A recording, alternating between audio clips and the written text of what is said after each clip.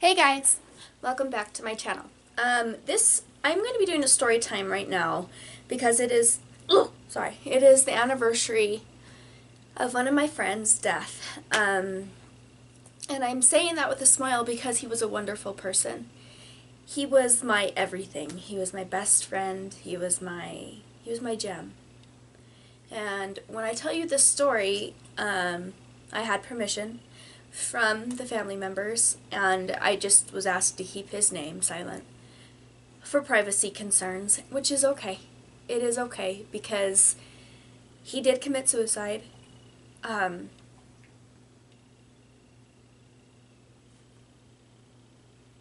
So this happened in 2012, and it was May. It was field day. It was the day before field day, and in junior high. I got asked by him. I had just joined. Okay, let me start over. I'm so sorry. So this all started because of bullying, and my hope with this video is to encourage others to not bully and to love each other. My friend was a very good man, and it all started on a night where he asked me to hang out with him at his home. I had joined other things in the school, and so I was gaining popularity, and I was really doing well for myself, and I was really happy. In the process, I didn't realize that he was still in the nerd, or there was cliques, as you guys all know, and he was really nerdy, and I had grown up with this boy for all my life. I'd grown up with him my whole life, and I didn't realize how he felt until after it was too late. And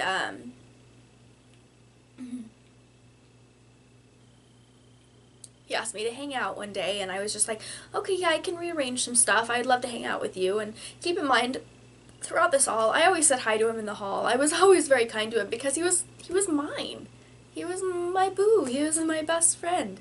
But I didn't know that my squadron was being very rude to him and his friends, and I was so busy caught up in what was going on in my life that every time he tried to talk to me, it was about his family or his drunken dad or his... Anyways, back to the story. He invited me over to his house, and I was really excited, and this time he lived in West Jordan.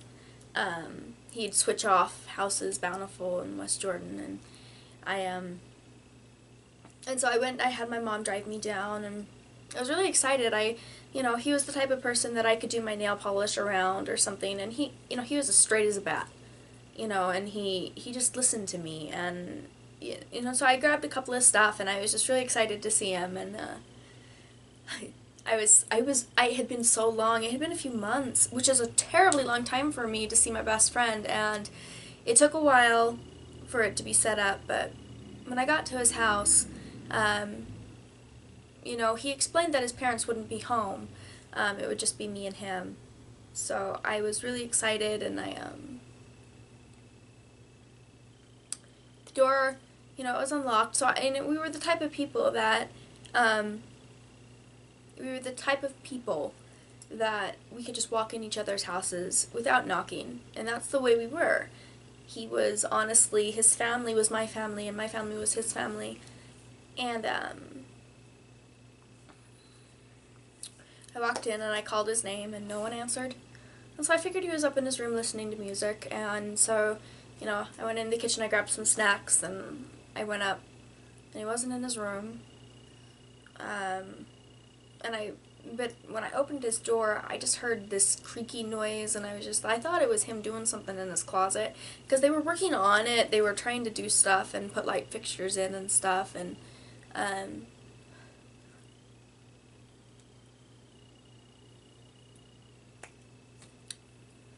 I walked in, and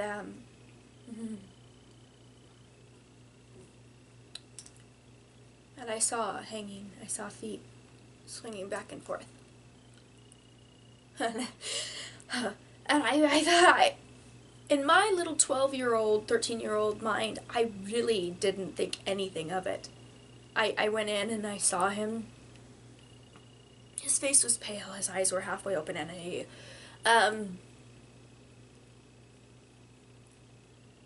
was swinging. And keep in mind, I didn't know, I'm so sorry. I'm so sorry. I didn't know at that time that when he's still swinging, he just did it. He just did it. And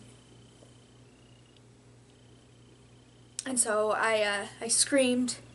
I called 911, and then the next thing I remember, I was in a hospital bed.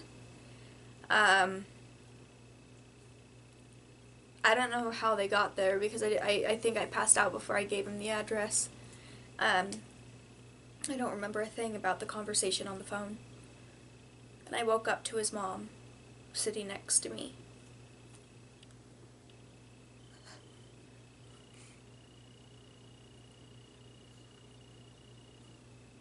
She said that he died.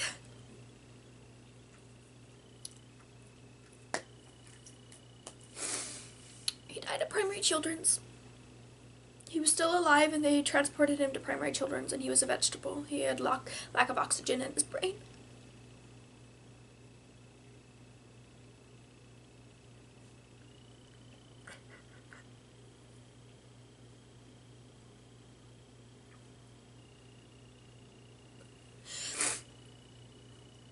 And at that point, some investigators came in,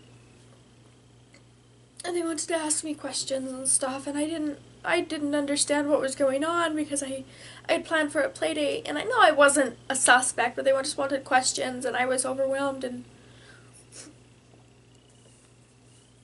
they wanted to know what happened, and I told them the brief 30 seconds that I saw him and just ran and screamed, and that wasn't good enough for them. It seemed like. And he left a note for me.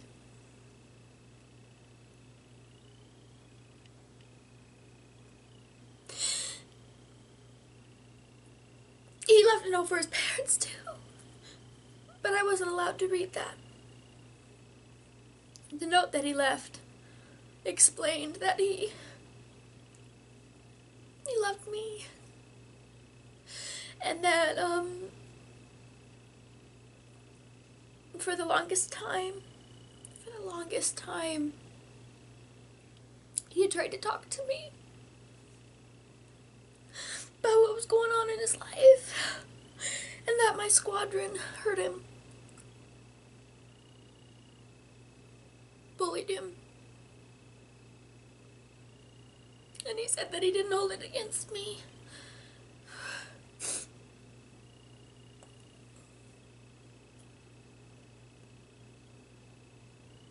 I came too late.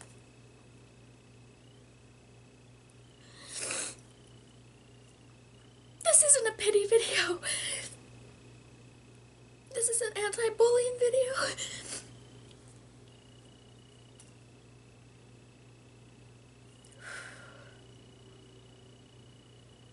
He was the type of kid that every time we had classes, and we had a lot together, that he would hold the door open for me.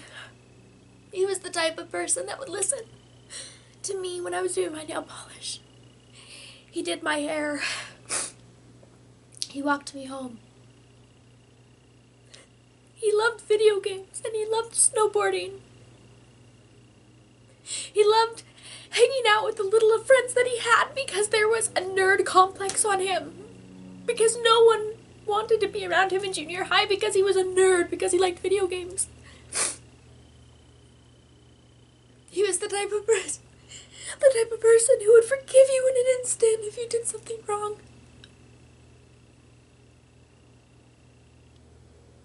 And I love him so much. I love him so much.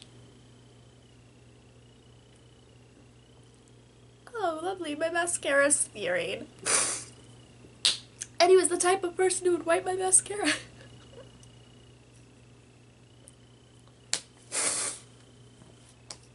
I encourage everyone from this video to realize that bullying affects people. It affected me in junior high before I did other stuff in different places. I was a really big nerd too. That's where I met him. I had no friends. I ate alone in the bathroom. There was a group that would constantly make fun of me because of my short hair or because I was too skinny. And Kevin stuck by me.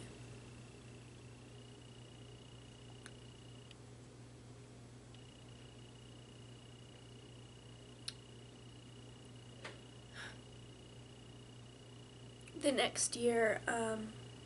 next day really, I wasn't expected to go back to school.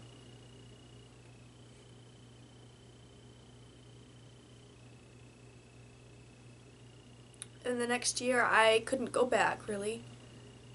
Everyone kept asking about him, and it hurt me. Because I was the last person who's found him. And all these rumors started circulating, and it hurt me. And the counselors were kind enough to let me learn stuff on the bleachers, so I wouldn't have to be in the classroom.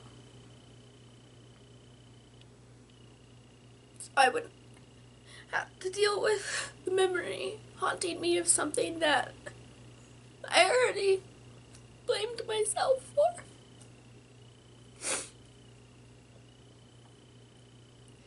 Bullying has an effect on people, everyone, and I encourage everyone to really think about what they say. And cliques are horrible.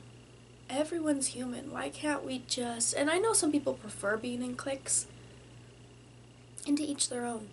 You can be in a clique without being bullied, and without bullying, and without making fun of someone for how they look. If someone is fat, you don't even realize probably what's going through them.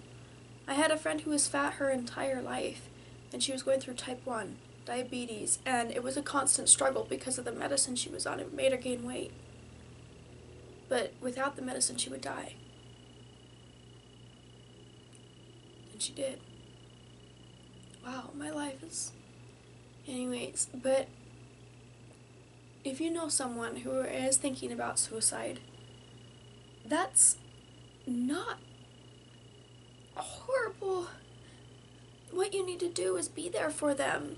I think that people automatically judge people because they think that if someone is saying that they want to commit suicide or take their own life, that it's a call out and it's just wanting attention. No, they're at a point where they don't want attention. They just want to be off this earth. That is a huge burden to bear. That is huge.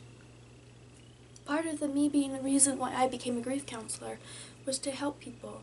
And on the crisis line, I am a crisis counselor as well on the phone. And, I also work for the Happy Hippie Foundation for Miley Cyrus. And I talk through things, and I've taken hours and hours and weeks of training, and bullying has lasting effects. Suicide. Once that person commits suicide, everyone around them shatters. Sometimes they don't. Sometimes they really don't care, which says the type of situation that these people were in. If you know someone who's being bullied, stop it. You have that choice. You have that choice to step in. Get off your high horse if you're popular. Popularity will only last so long. The people that I was popular with in school are now working at restaurants, and that's not a bad thing, but it's like they're fat, they're the people that they made fun of. They're really not good people. There's only one successful person out of my group who stayed sober and who continued to do the right thing. There's two, actually, and that's me and my friend Tasha. So,